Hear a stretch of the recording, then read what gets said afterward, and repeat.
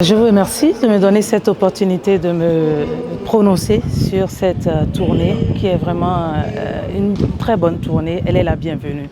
Je vais vous faire remarquer que j'ai parcouru pratiquement toutes les communes de l'Ouémé avec la délégation et je peux vous dire que cette tournée a été une totale réussite. Parce que partout où on est passé, on a remarqué que la population avait soif de comprendre ce qui se passe. Et elle en avait un peu marre, elle se dit mais qu'est-ce qui se passe? Et avec les mesures d'intensité, avec tout ce qui se dit aussi autour, elle ne comprenait plus rien et tout le temps il y a eu des questions.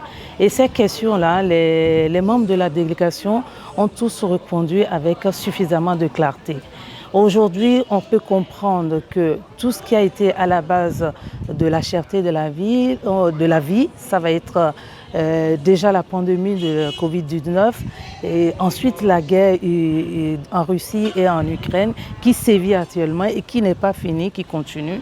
Et c'est tout ça qui a fait qu'aujourd'hui, nous avons la vie, les produits sont devenus de plus en plus rares et par ricochet plus chers.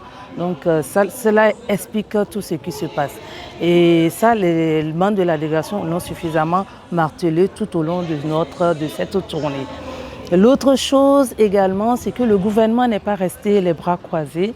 Il y a eu un certain nombre de mesures qui ont été prises et que la population a été informée là-dessus. Et ça, c'est une très bonne chose. Quand on prend par exemple les subventions sur les produits pétroliers qui coûtent environ une bagatelle de 5 milliards par mois à l'État.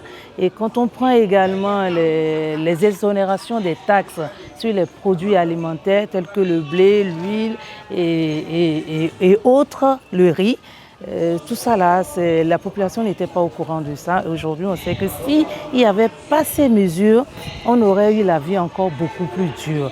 On allait avoir les choses encore beaucoup plus chères. Et les populations ici ont été sensibilisées sur comment faire pour que nous puissions changer également les habitudes alimentaires, pour que nous puissions conjurer le sort qui est le nôtre actuellement. Mais on est sûr qu'avec le gouvernement, le chef de l'État qui est vraiment regardant sur les problèmes de sa population, nous allons pouvoir ensemble résoudre et traverser cette période qui est très difficile. Et le chef de l'État, avec le gouvernement, fait le nécessaire et je crois que la population, nous devons être fiers. Tous les ministres l'ont témoigné, tous les députés ici l'ont témoigné. Ce n'est pas la faute du gouvernement, ce n'est pas la faute des députés, ce n'est pas la faute des ministres.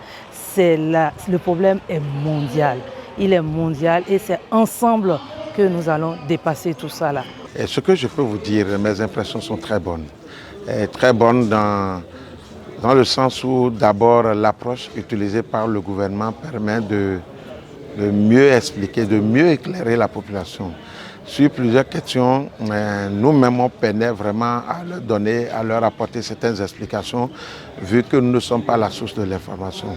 Et cette tournée que le gouvernement a initiée permet aux membres du gouvernement d'expliquer, chiffres à l'appui, et un certain nombre de choses à la population, particulièrement à celle de Porto-Novo, pour leur permettre de comprendre les véritables causes de cette crise que nous vivons et surtout les mesures prises par le gouvernement pour atténuer un tant soit peu cette cherté que nous constatons.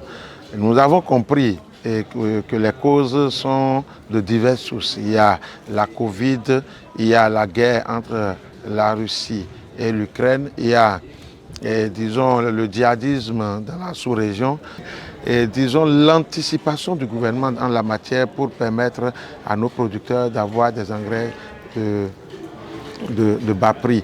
Mais au-delà de ceci, il y a aussi le fait que la situation du djihadisme autour de nous fait que vraiment la demande devient de plus en plus forte. Et plus que la demande est forte, même si nous produisons et que d'autres doivent l'acheter, ça finira par coûter cher chez nous.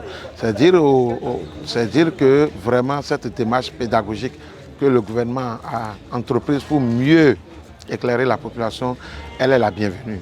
Elle est saluée Et nous, vraiment, nous continuons d'encourager le gouvernement à continuer à sensibiliser d'une manière ou d'une autre les populations. Nous-mêmes, en tant qu'élus au niveau local, je pense qu'il est temps que nous prenions la relève, que nous emboîtons le pas aux membres du gouvernement, ceci pour permettre davantage de porter l'information plus loin.